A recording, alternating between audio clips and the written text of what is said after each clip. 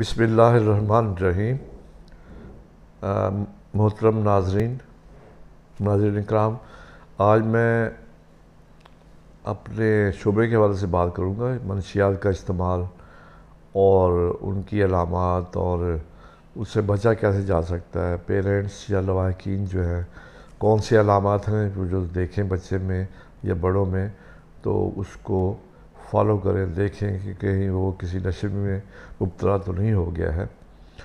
مجھے یاد ہے کہ چھوٹے ہوئے جب ہم بچپن میں تھے تو منشیات کے ٹھیکے ہوا کرتے تھے، لائسنسڈ ٹھیکے گورنمنٹ کی طرف سے ہوتے تھے۔ بچپن تھا، مجھے اتنا تو اب یاد نہیں ہے کہ اس کی رجسٹریشن کیسی ہوتی تھی یا لائسنسنگ اتھارٹی، جیسے آج کل ایکسائز اینڈ ٹیکسیشن ہے، تو اس وقت کون سی تھی یہ اتھارٹی جو لائسنس دیتی تھی اس چیز کا۔ لیکن مجھے اچھی طرح یاد ہے کہ ہمارا گھر جو تھا بچپن میں وہ ایک ٹھیکے کے سامنے تھا، تو چھوٹے تھے، اوپر کھڑکی میں سے دیکھتے تھے،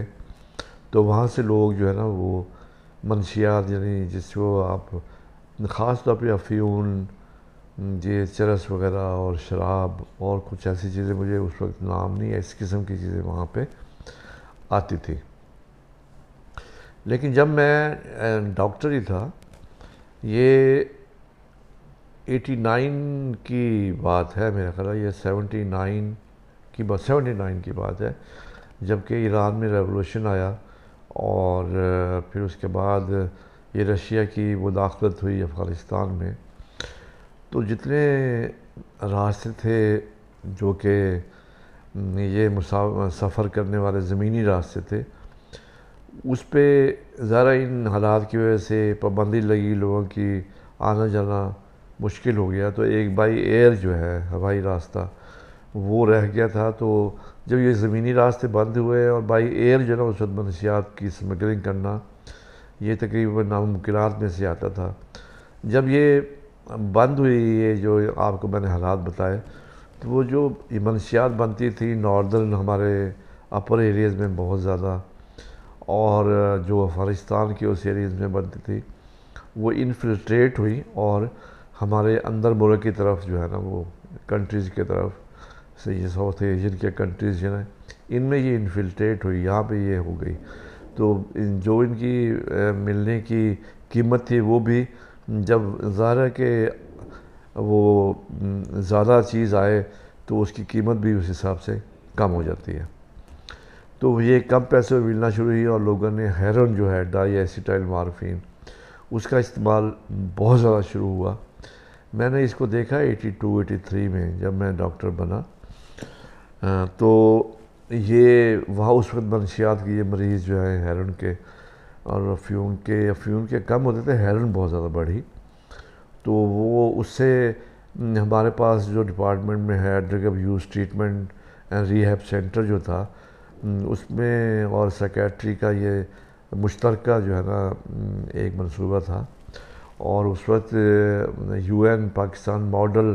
drug abuse treatment and rehab centre جس کو کہتے ہیں، تو وہ پاکستان میں 5 تھے ٹوٹل، اس میں سے ایک بہاولپور میں بھی تھا، بہاول وکٹوریہ ہاسپٹل میں، تو وہاں پہ میں نے دیکھا، اور اس وقت سے مجھے یاد ہے کہ میں اس شعبے سے جب یہ منشیات کا اس سے منسلک ہوں، بعد میں ڈائریکٹر بھی رہا، ہیڈ آف سیکیٹری بھی رہا، تو پھر جو ہے نا وقت کے ساتھ ساتھ ہیرون کے ساتھ ساتھ جو ویریشنز آتی چلی گئی، جس میں اور پہلے تو یہ جو ڈائی ایسیٹائل مارفین ہے ہیرون میں، اس میں مکسنگ جو ہے وہ کیا کہتے ہیں اس کی ملاوٹ شروع ہوئی، اور پھر ہمیں بعد میں ڈاکٹر مشکل ہوتی تھی ٹریٹ کرنے میں، کیونکہ جو اس کے بیچنے والے ہیں، جو اس کے چلانے والے ہیں، وہ اس پہ مکس چیزیں مختلف کر دیتے تھے، اس میں ٹرنکلائزرز اور ہپنوٹکس اور کچھ ایسی ادویات ملی جلی سی، جس سے سمٹمز جو ہیں وہ مختلف ہونے شروع ہو گئے، اور ہمیں بھی مشکل ہوتی تھی یہ سمٹم صرف ہیرون کے نہیں ہیں، ڈائی ایسیٹائل مارفین کے نہیں ہیں، بلکہ اور بھی کچھ چیزیں ہیں جس کے سمٹمز مختلف آ رہے ہیں، تو ہمارے لیے ڈیفیکلٹی ہوتی تھی کہ ان کے پاس وہ چیز ہوتی تو نہیں تھی، لیکن علامات جو ہیں وہ بڑی مختلف قسم کی ہوتی تھیں، تو مشکل ہوتا تھا ٹریٹ کرنا مریض کو، بہت ڈیفیکلٹ تھا،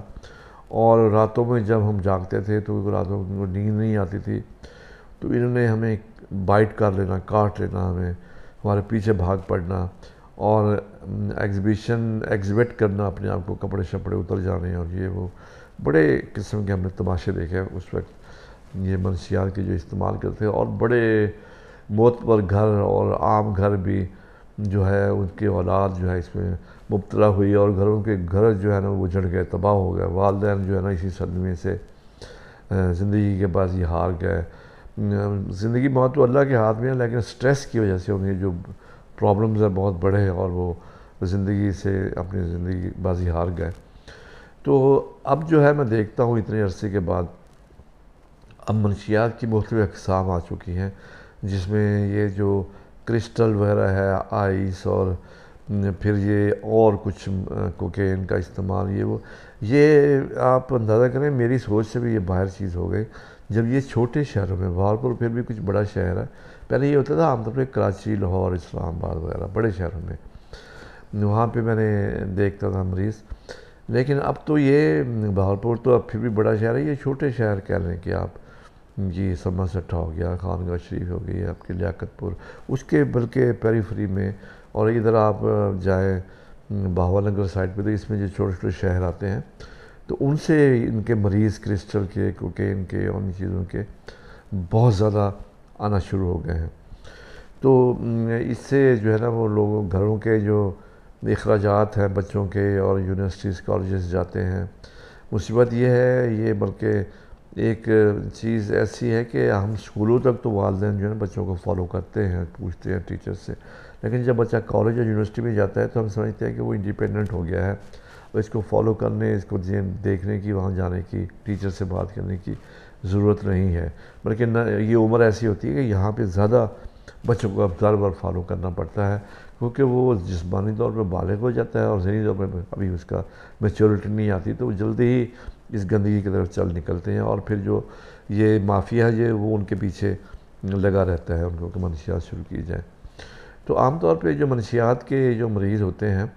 میں آپ کو یہ علامات بتانا چاہ رہا ہوں اپنے لواحقین کو اور والدین کو، اور جو بھی عزیز و اقارب ہیں، کسی کا بچہ، کسی کا فیملی ممبر انوالو ہوا ہے، تو شروع میں جو نا وہ یہ جو منشیات کے استعمال شروع کرتے ہیں، وہ بڑے برائٹ سٹوڈنٹس بھی ہوتے ہیں، پھر ان کی پرفارمنس ایجوکیشن میں کم ہونا شروع ہو جاتی ہے، اس کے بعد ان کی اپنی پرسنل ہائیجین اور مینٹل ہائیجین جو ہے نا وہ آپ کو واضح فرق آیا کہ وہ اپنی ہائیجین، صفائی ستھرائی کا خیال نہیں رکھتے، کھانے پینے کا ریگولیرٹی جو تھی اس میں وہ نہیں ہیں، والدین سے ملنا جلنا، بیٹھنا اٹھنا چھوڑ دیتے ہیں، آئی ٹو آئی کانٹیکٹ جو ہے وہ جو ہے نا بہت کم ہو جاتا ہے ان کا، اور ان کی ٹائمنگز جو ہے سونے کی، جانے کی، آنے کی، وہ تبدیلی اس میں شروع ہو جاتی ہے، طبیعت میں سستی یا تھوڑا سا تیز پن، یا یہ ہے کہ بعض اوقات ان کے اخراجات جو ہے والدین سے لے رہے ہوتے ہیں، اس پہ مختلف قسم کے ہیلے بہانے کر کے پیسوں کا اضافہ کروانا، جھوٹ بولنا، اور اچھا والا بچہ جو بہت ہی آنیسٹ اور اچھے طریقے سے چل رہا ہوتا ہے، اس میں یہ واضح تبدیلیاں شروع ہو جاتی ہیں، گھروں کی چیزیں گم ہو جانا، گھر سے گم ہونا شروع ہو جانا، اور اس کی کمپنی میں، بچے کی کمپنی میں کچھ لوگوں کے، نئے لوگوں کا، ان نون قسم کے لوگ جو ہیں اس کا شامل ہو جانا، اور اس کے بعد اس میں ایگریشن، فرسٹریشن، نیند کی زیادتی، نیند کی کمی، راتوں میں دیر سے آنا، اور دن میں دیر سے اٹھنا، اور دیر سے جو ہے وہ کام پہ جانا، یہ سب چیزیں علامات ایسی شروع میں آپ کو بتا رہا ہوں کہ شروع میں یہ علامات آتی ہیں، تو ہم اپنے بچوں کو، اولاد کا، منشیات کا کیا وڈرالز ہے، کیا اس کی ٹریٹمنٹ ہے، وہ تو ایک علیحدہ ٹاپک ہے، لیکن میری یہی آج کی صرف ایجوکیشن، جو تعلیمی لوگوں کو بتانا کہ اپنے بچوں میں یا کسی فیملی ممبر میں ان چیزوں کا استعمال آپ دیکھیں تو آپ فوراً اس کا نوٹس لیں، اور لوگوں کو، اور اس کا نوٹس لیں، اور اس کو ڈگ آؤٹ کریں کہ بچہ کہیں اس بڑے فیملی ممبر کو اس میں انوالو تو نہیں ہو گیا، اور فوری طور پہ اس کو آئسولیٹ کر کے، اور کسی ماہر منشیات کے جو ہے سائکیٹرسٹ عام طور پہ ٹریٹ کرتے ہیں، ان کے پاس لے کے جائیں اور ٹریٹمنٹ لینا شروع کریں۔ آج کی بات میں یہی ختم کرتا ہوں۔ اللہ حافظ۔